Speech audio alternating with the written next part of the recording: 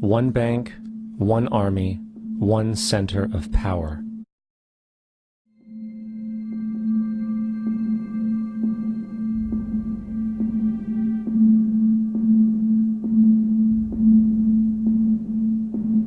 He said, and I want to quote, "Some people," these are his words in this book, "some people even believe that we are part of a secret cabal, working against the best interests of the United States, characterizing my family and me as internationalists, and of conspiring with others around the world to build a more integrated global political and economic structure, one world, if you will. If that's the charge, I stand guilty, and I am proud of it." There he is. It's not a conspiracy, and they're not doing it in secret rooms or anything. They're out in the open. They're out in the open.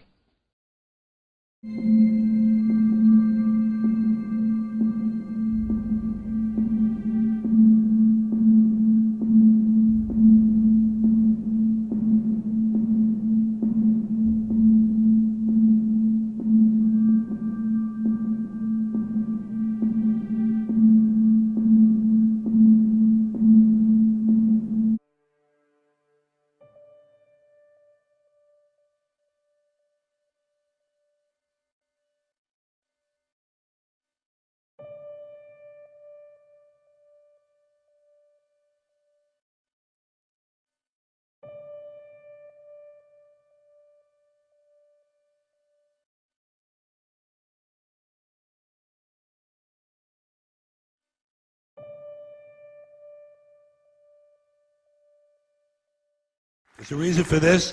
There's a reason education sucks, and it's the same reason that it will never, ever, ever be fixed. It's never going to get any better. Don't look for it. Be happy with what you got. Because the owners of this country don't want that. I'm talking about the real owners now. The real owners, the big wealthy business interests that control things and make all the important decisions. Forget the politicians. The politicians are put there to give you the idea that you have freedom of choice. You don't.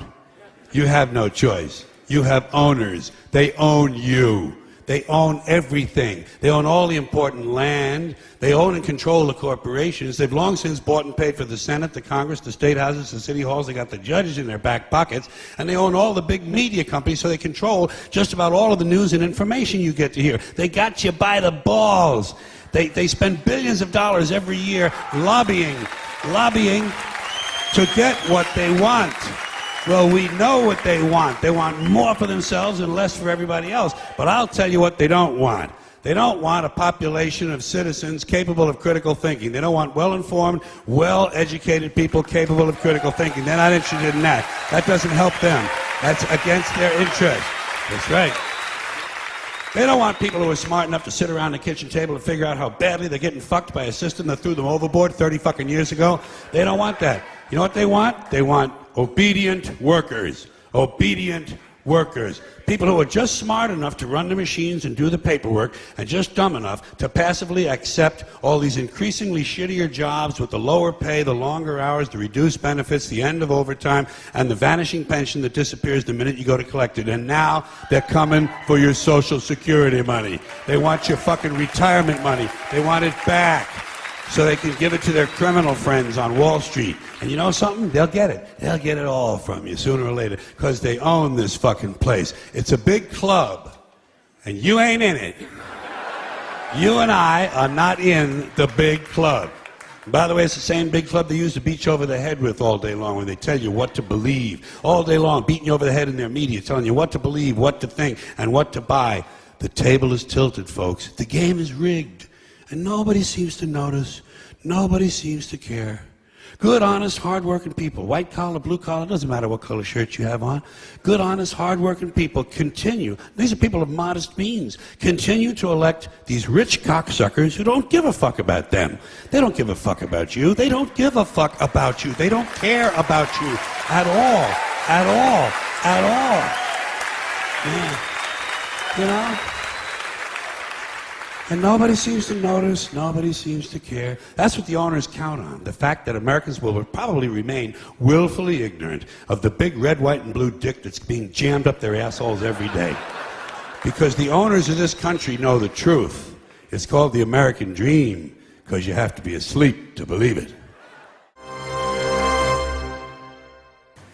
Good evening. Welcome to tonight's On the Edge with me, Theo Chan. The show is all about a secret that has been suppressed and denied for over 100 years. A secret that affects all our lives. A secret that the powers that be simply do not want you to know. However, thanks to the work of people like my guest, it's a secret that more and more people are becoming aware of, and one which, as the second youngest ever fellow of the Chartered Institute of Bankers, he has spent 24 long years researching. He believes he knows exactly how and why we are experiencing a regular cyclical collapse of the global economy and banking system, and who is behind it, and what we can do to get our wealth back.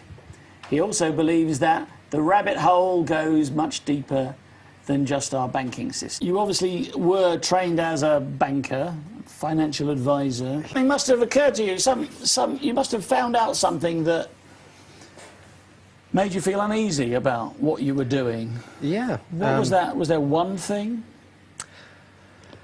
No, there was various things, but there's only one thing that really caught my interest. And I think, as I've said before, it was when asking questions about who issued the currency.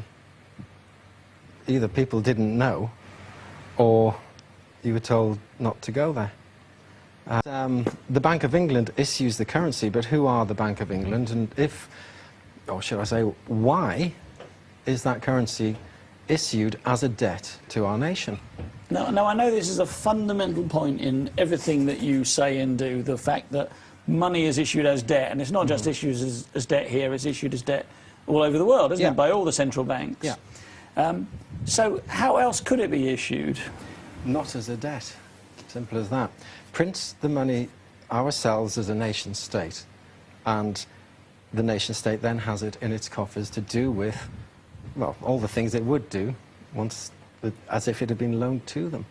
It's basically debt-free currency. So if it's issued as a debt, that debt plus interest has to be paid back. That's right. And the only things you can pay back the debt with is more money. More money that's so issued you by the can same never people. ever pay back all the money with the interest, That's it. with the money that you've been loaned. Exactly. It's impossible, isn't it? It is impossible. It's like borrowing £100 and owing back 110. Exactly. And if you can take that, forgetting the economy as a whole, and just work with a £100 sum, if I lend you £100, you have to pay that £100 back, plus, let's say, 10% interest, so you must pay me £110.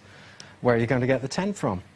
If that's the only £100 that's If that's the only 100. So this is a simple model of the reality. Okay. Because only £100 is being put into our economic system. So how are you going to pay me the other 10? You're going to lend it from me as well. Now, if I happen to choose not to lend you that £10 and foreclose on your debt, we have a got financial crisis. We have a credit crunch. Credit crunch. What gives me about it is the number of bankers who are just so dim they can't even wake up to this as a reality. And those who do choose to ignore it because, well, that's the way the system is. What happens? So if I am the Bank of England and you are the UK, I create money out of nothing, I print it.